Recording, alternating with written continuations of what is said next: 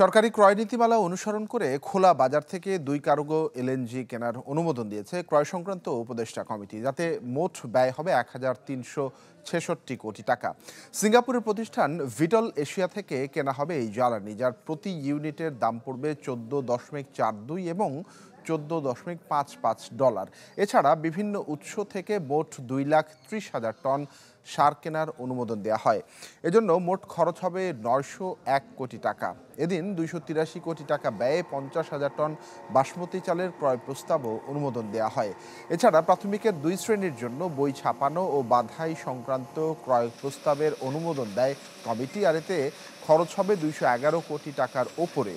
এর আগে চীনা প্রতিষ্ঠান চায়না পেট্রোলিয়াম পাইপলাইন ইঞ্জিনিয়ারিংকে এসপিএম প্রকল্প পরিচালনার নীতিগত অনুমোদন দেয় অর্থনৈতিক বিষয় সংক্রান্ত উপদেষ্টা কমিটি।